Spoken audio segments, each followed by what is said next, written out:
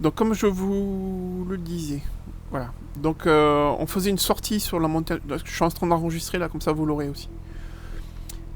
On faisait une sortie sur la montagne Pelée le matin et une sortie en forêt xérophile en bord de mer l'après-midi côté Caraïbes. D'accord.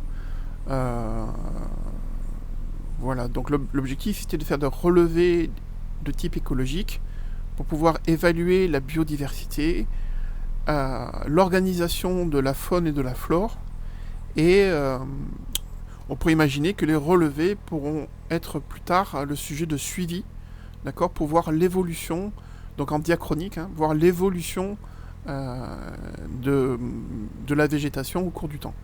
Voilà. Alors, voilà, donc le sommaire était, le rapport était préfet en fait, hein, les étudiants n'avaient qu'à remplir. Voilà, il fallait qu'ils se mettent au point sur l'explication géomorphologique et climatologique en fait des zones. Hein.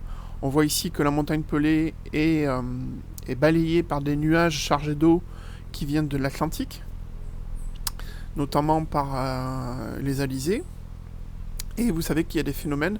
Donc vous avez l'effet de fun, donc de faune ou fun, qui explique que les nuages en fait vont déverser toute leur eau sur la partie qui est exposée au vent. Et vous voyez qu'il n'y a plus de nuages ensuite, ce qui explique pourquoi d'un côté vous avez beaucoup d'eau et ensuite au bord c'est très sec. D'accord, c'est parce qu'il n'y a plus d'eau. Donc voilà, et comme il y a, donc du coup ça crée ce qu'on appelle des étagements de végétation. Et vous voyez, vous avez un étage inférieur tropical, un étage intermédiaire tropical, un étage supérieur tropical, et ici un étage tropical de sommet, sommital. Et à chaque zone, vous avez un type de forêt, d'arbustes, d'accord, de végétaux qui sont caractéristiques de l'éclairage, de la lumière, du sol. Voilà, donc tout ça c'est de l'écologie. Donc comment ça se passait ? Eh bien, il y avait une partie qui concernait l'évaluation de la biodiversité des végétaux qu'avaient trouvés les étudiants.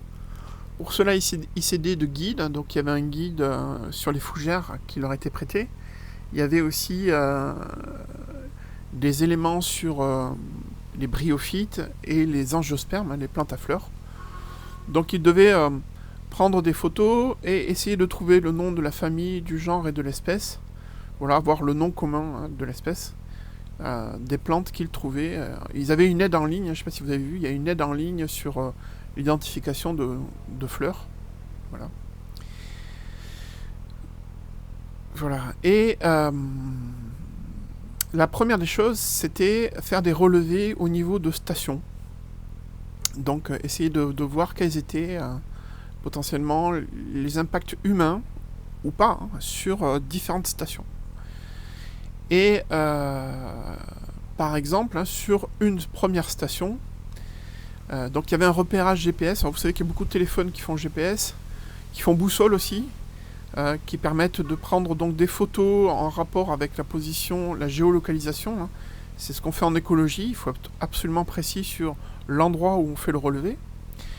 Donc les étudiants ensuite, donc par exemple pour évaluer l'étagement, c'est-à-dire la stratification des espèces, ils réalisaient des photos. Et vous voyez là on était au bord du chemin.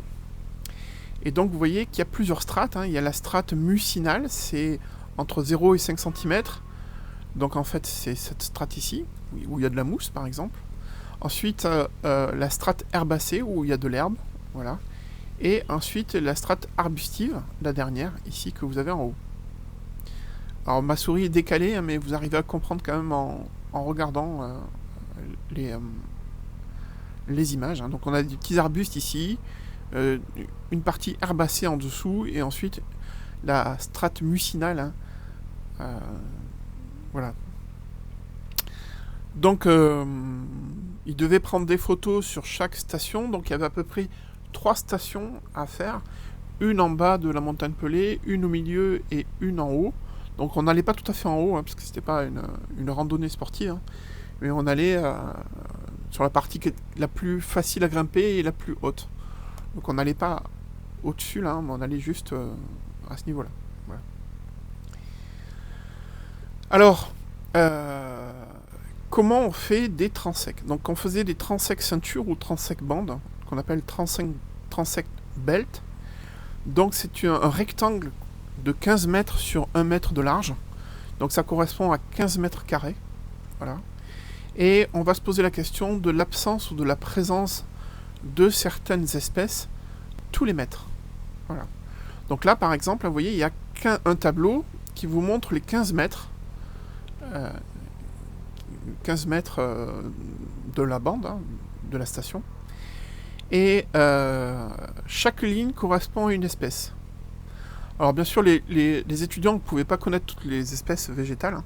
Donc en fait, ils prenaient une photo avec un papier, une ardoise où ils écrivaient espèce numéro 1, une photo avec l'ardoise avec marqué espèce numéro 2, etc. Sans connaître les noms des espèces, ils étaient capables de faire des relevés. Donc voilà, ça c'est la puissance de la photographie. Et donc tous les mètres, ils regardaient si l'espèce était présente ou pas. Donc là vous voyez par exemple, hein, le trèfle était présent 7 fois, d'accord, sur les 15 mètres. Donc la moitié de la surface présentait la présence de trèfle. Vous voyez par exemple l'espèce 10 ici était présente tous les mètres. Donc vous voyez déjà en fait rien que ça vous montre que celle-ci, à partir d'un certain seuil, hein, l'espèce peut devenir caractéristique de la strate présente sur la station. D'accord ? Donc si ça ici c'est de l'herbe commune, hein, du régras par exemple, c'est le nom d'une graminée, eh bien voilà. Alors, qu'on soit bien d'accord, les espèces qu'on trouve sur le chemin de la montagne pelée sont pas forcément des espèces autochtones, hein, puisque en fait les gens quand ils viennent randonner peuvent avoir sur leurs chaussures de la terre contenant des graines d'autres espèces. Donc ils peuvent ensemencer. C'est pour ça que quand vous faites une randonnée, il ne faut jamais faire confiance aux végétaux que vous trouvez sur le bord du chemin, parce qu'ils ont forcément été apportés par les randonneurs. D'accord ?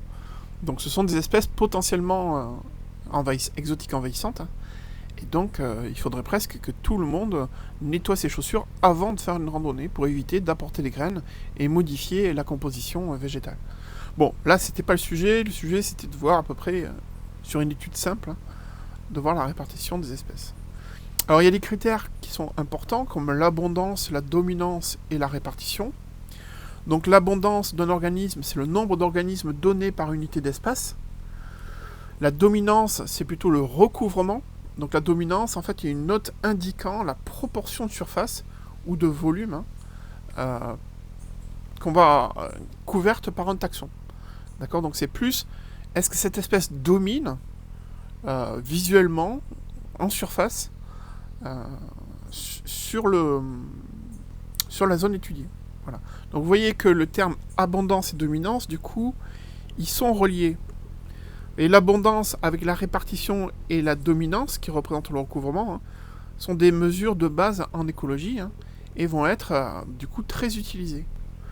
Alors, regardez par exemple, la valeur de l'abondance ici, on peut avoir un individu, ou moins de un individu, un ou deux, etc., etc. Donc on va avoir des proportions d'individus. On va avoir aussi, alors ça s'affiche pas de suite, hein, mais vous voyez, vous pouvez vous ouvrir le document sur votre ordinateur, bien sûr.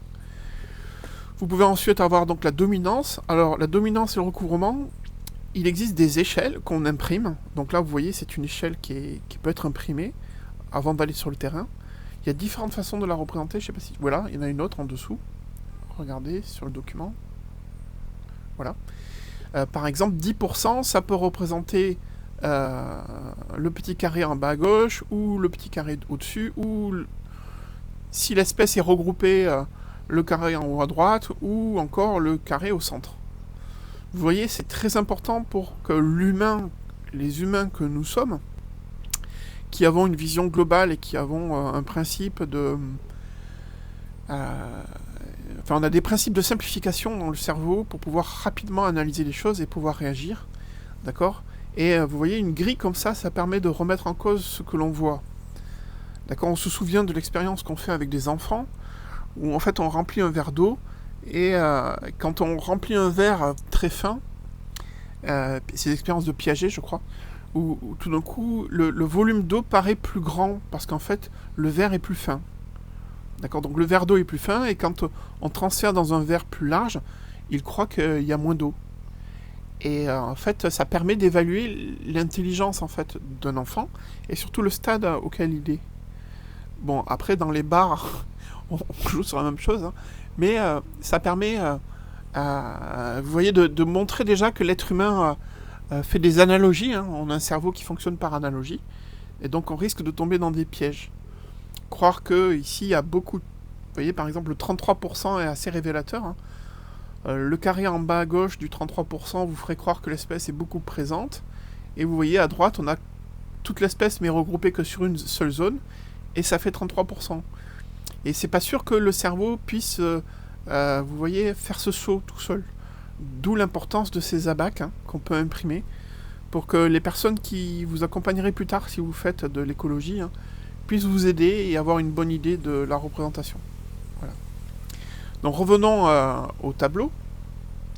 Et donc vous avez abondance et dominance, et puis vous avez un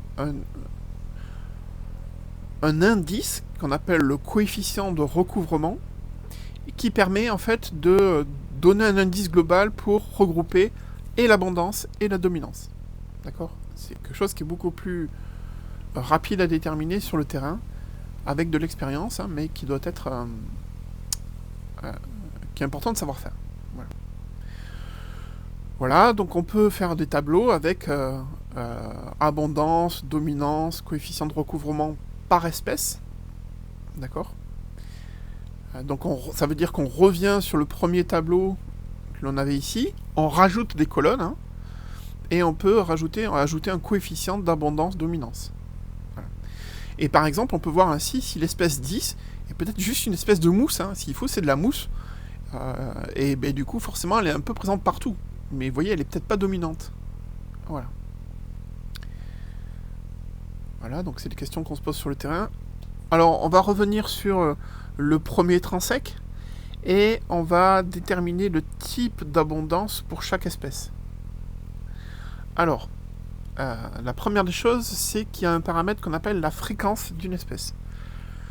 Alors, juste pour vous situer les choses, hein, grand 1, donc je vous parle de nouvelles techniques donc, que vous ne connaissez pas, et donc ça peut vous paraître compliqué tout ça, mais en fait, il n'y a rien de compliqué, hein. C'est vraiment sur le terrain. Alors c'était ça l'intérêt de faire la sortie, hein, c'est que du coup on s'apercevait en faisant la sortie que c'était assez facile de remplir les cases, d'accord, et d'interpréter ces différents paramètres. Donc là ça vous demande donc de faire un effort, hein, mais si parmi vous il y en a qui veulent travailler dans des mairies, dans les services environnementaux, etc., ces techniques de relevé sont importantes à connaître, puisque votre travail sera basé sur des relevés d'écologie, d'accord. Voilà. En tout cas, si on veut faire de l'écologie, c'est bien d'avoir de la théorie, mais ce qu'il faut surtout, dans la réalité, c'est de la pratique. D'accord ? Et comprendre ce qui est fait. Voilà, donc tout ça, ce sont des protocoles qui sont établis, hein. Moi, ce que je vous fais ici, dans ce cours-là, c'est vous ouvrir à la diversité de ces protocoles. Mais dans la réalité, une fois que vous serez sur le terrain, il faudra vous familiariser avec, mais n'ayez pas peur, hein, ça n'a absolument rien de compliqué. Donc, les indices de fréquence ici, c'est les indices de présence, hein, la fréquence d'une espèce sur un endroit donné. Donc, vous voyez qu'on peut faire des classes, 1, 2, 3, 4, 5, 6, 1, 2, 3, 4, 5, excusez-moi. Et donc, on a un type d'abondance, hein. Et donc, vous voyez déjà, en fait, on va avoir des termes, des adjectifs qu'on va rajouter, comme par exemple accidentelle, accessoire, assez fréquente, fréquente ou très fréquente. Et vous avez du coup donc un vocabulaire supplémentaire qui se rajoute, hein.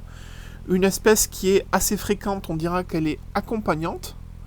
Une espèce qui est fréquente, on dit qu'elle est caractéristique, d'accord, du site sur lequel, de la zone que vous étudiez. Donc ça c'est très important d'être capable de dire cette espèce est caractéristique sur la montagne Pelée, sur ce versant à telle altitude.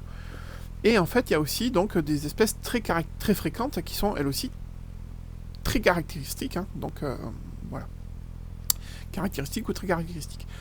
On peut aussi trouver les termes de commun, hein. Voilà. Alors, Regardez, d'ailleurs, par rapport à ces terminologies, hein, donc les indices d'abondance, on les a vus, ce sont les classes que vous avez ici. Vous avez la fréquence d'apparition, de présence de l'espèce.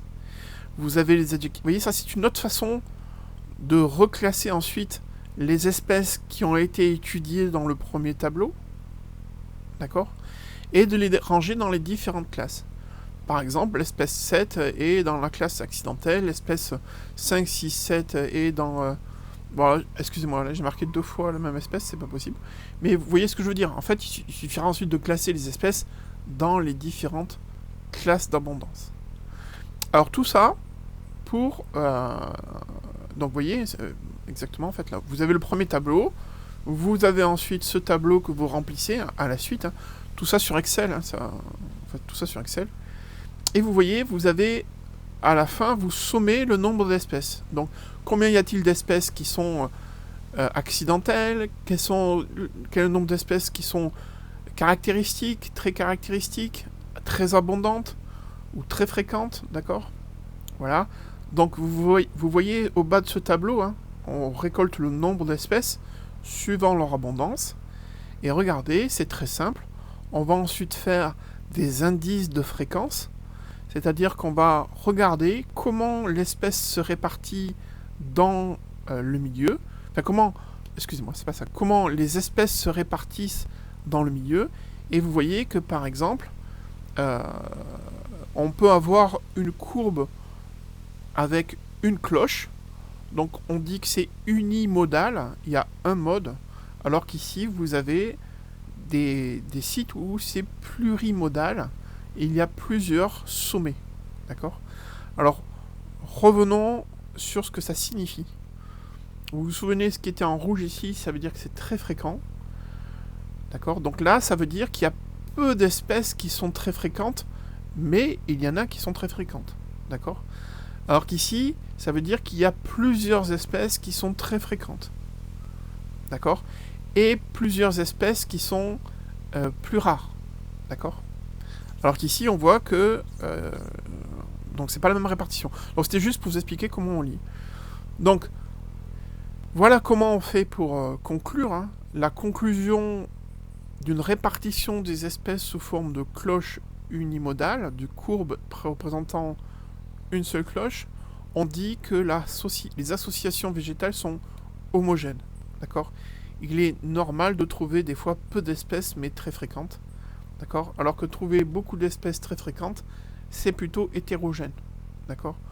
Donc, la conclusion sur un transect comme ça permettra de dire, par exemple, oui, le milieu est homogène, ou non, le milieu est hétérogène. Enfin, oui, le milieu est hétérogène. Voilà. Donc, voilà le type d'évaluation que les étudiants devaient faire. Et en ayant réalisé 3 transects à différentes altitudes, ils pouvaient faire ressortir ce type de répartition. Hein. Est-ce que tout le long du trajet, c'est homogène? Est-ce que c'est pas homogène? Et ensuite, il devait se poser la question de, si c'est pas homogène, pourquoi? Est-ce que ce sont les aménagements humains qui sont responsables de ça? Donc le passage, l'impact anthropique de l'homme qui marche au bord du chemin? Est-ce que, vous voyez, c'est là que c'était intéressant. Il y avait aussi la régularité, donc les indices de biodiversité. Donc là, il y avait un fichier Excel qui permet de calculer les indices de biodiversité.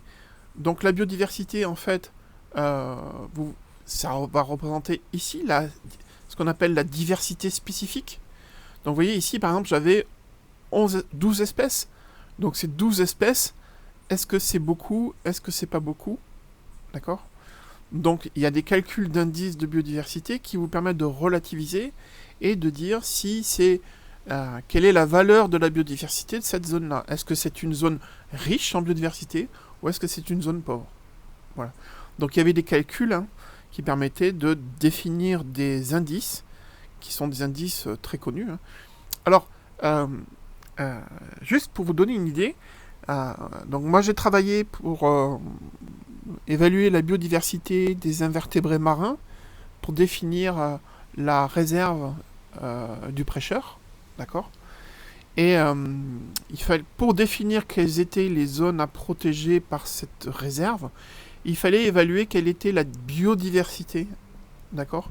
Il est évident que protéger une zone,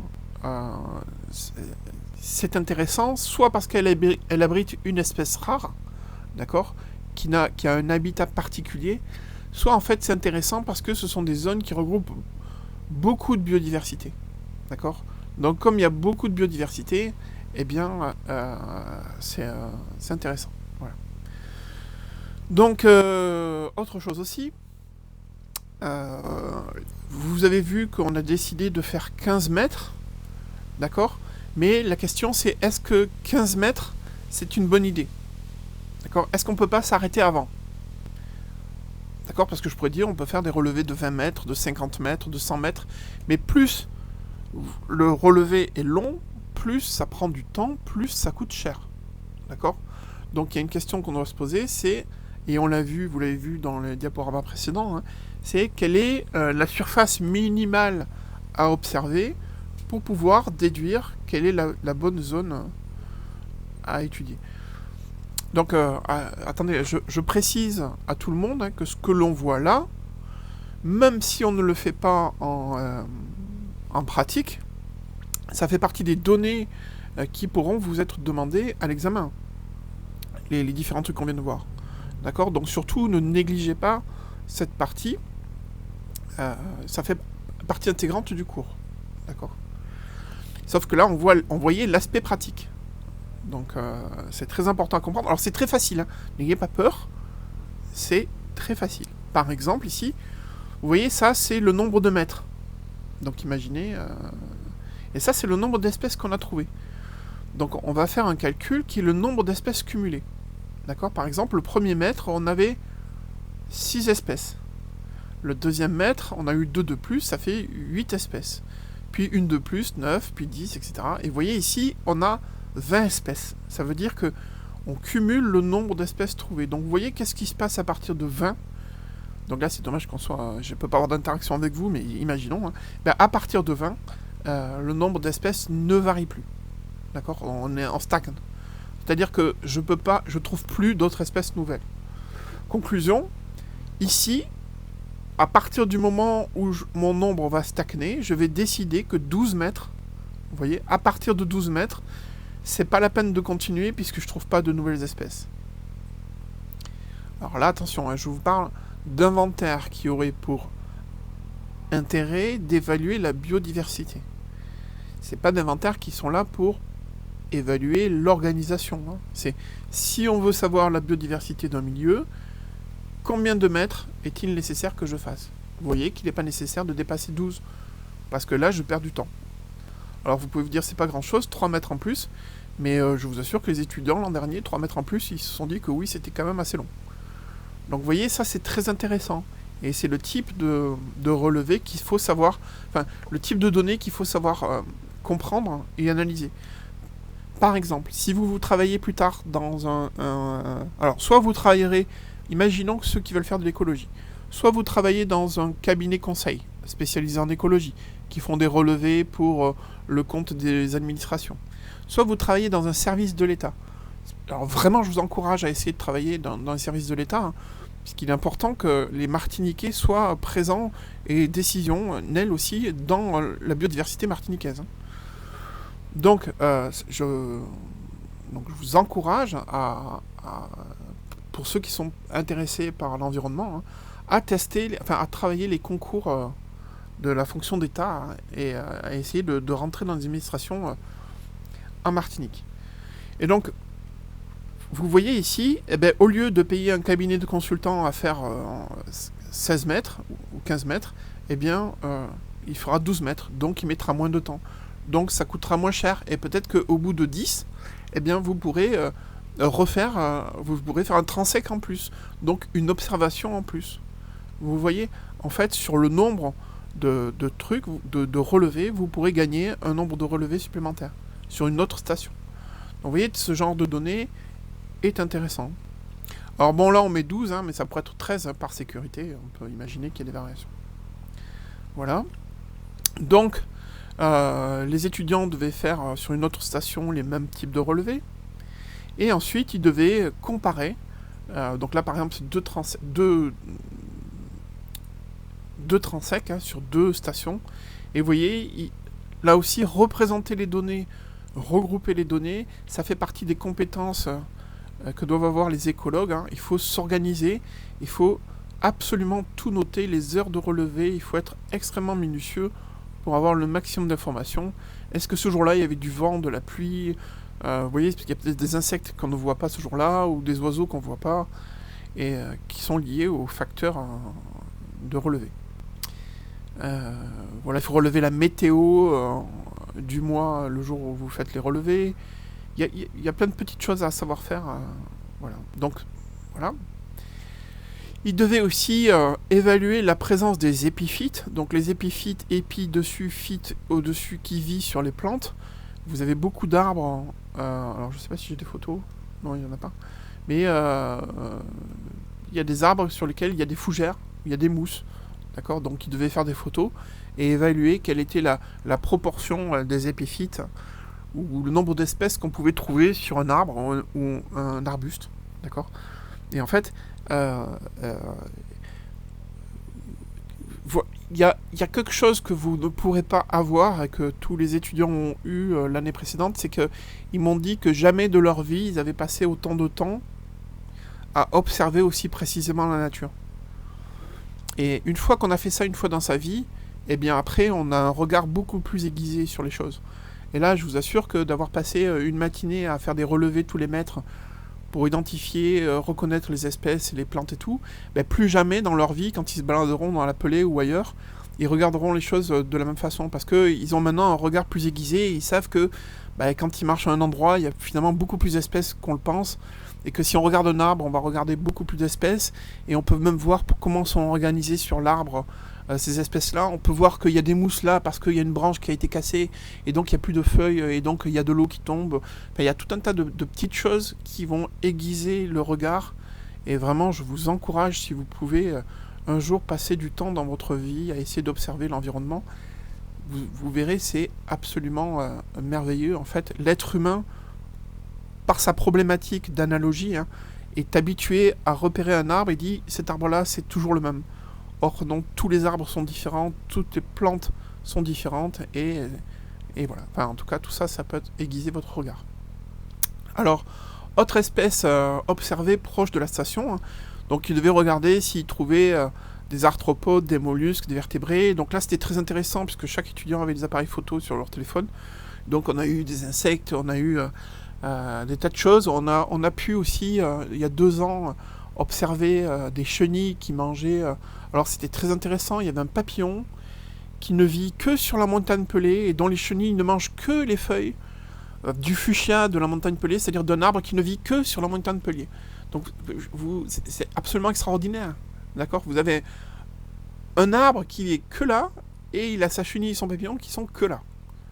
Donc ça c'est une merveille en fait de savoir qu'il y a ça. Voilà. Alors, liste des pressions anthropiques observées. Donc là, il fallait voir s'il y avait des déchets, s'il y a des aménagements qui auraient pu être faits. Vous savez que l'être humain qui veut faire une randonnée, forcément, il peut abîmer, mais il va abîmer si les aménagements sont mal faits. D'accord ? Donc ça veut dire qu'il faut penser aux aménagements. Donc vous voyez, par exemple, je pense que l'ONF doit avoir ce recul-là, de se poser la question, mais quels seraient les bons aménagements à faire pour éviter qu'il y ait des impacts, d'accord ? Et bien sûr, toutes ces choses-là, elles sont à évaluer. C'est-à-dire, quel est l'état des aménagements cette année ? Est-ce que le bois qui a été utilisé pour faire les aménagements résiste ? D'accord ? Ça veut dire qu'il faut des critères d'évaluation, qu'il faut prévoir des financements, ça veut dire qu'il faut faire des surveillances. Vous voyez, tout ça est à penser. Et tout ça se positionne dans des éléments de raisonnement, de protection de l'environnement. Voilà, donc c'est une chaîne. Hein. Alors, la deuxième partie du travail se faisait l'après-midi. Donc il y avait 2 choses que l'on faisait avec les étudiants. Donc on allait voir une sorte de prairie sèche, d'accord, avec une forêt... diffuse, hein, on va appeler ça comme ça. Il y avait une étude paysagère d'accord, où les étudiants essayaient de voir, vous voyez là on a une forêt xérophile, mais on voit ici des arbres verts. Eh bien tout simplement c'est parce qu'il y a une rivière, hein, donc à un moment donné on est passé, on a vu la biodiversité des arbres ici, alors que là on avait une diversité qui était assez homogène au niveau des arbres qui sont présents. Voilà. Euh, donc ici, on faisait des relevés en surface.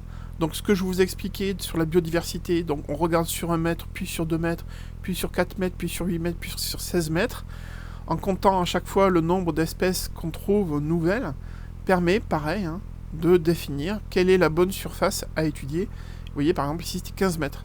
Donc 15 mètres carrés. Donc finalement, en fait, vous voyez, il fallait développer tout jusqu'aux 16 mètres, hein, pour être sûr de pouvoir trouver toute la biodiversité. Voilà. Donc là aussi, il y avait des calculs de biodiversité, les espèces. Et regardez, ici, il y avait aussi un élève par groupe qui venait, et on allait au niveau de cette plage, et on regardait justement donc les espèces à proximité donc des espèces qu'on va retrouver en bord de plage. Et ici, vous voyez, comme en fait, il y a une rivière théorique, d'accord, qui doit couler de temps en temps, hein, parce que on voit des galets rouler. Donc s'il y a des galets roulés, c'est qu'il y a des roches qui ont roulé. Si elles ont roulé, c'est qu'il y a de l'eau. Et s'il y a de l'eau, il faut détecter la fréquence à laquelle l'eau est présente. Ben, c'est facile, les indicateurs, ce sont la présence de végétation verte. D'accord. De toute façon, s'il y a de l'eau, il y a des végétaux. Voilà. Donc voilà quelques photos. Hein.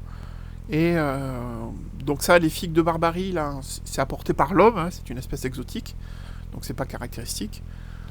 Et voilà, donc avec les étudiants, on regardait quels étaient les végétaux qui étaient présents, est-ce qu'il y avait des déchets. Alors oui, malheureusement, il y a des déchets, hein. Il y a des impacts humains, etc. Voilà. Donc on ne pourra pas faire cette sortie-là, mais le contenu théorique reste à votre programme. Voilà, je vais arrêter l'enregistrement.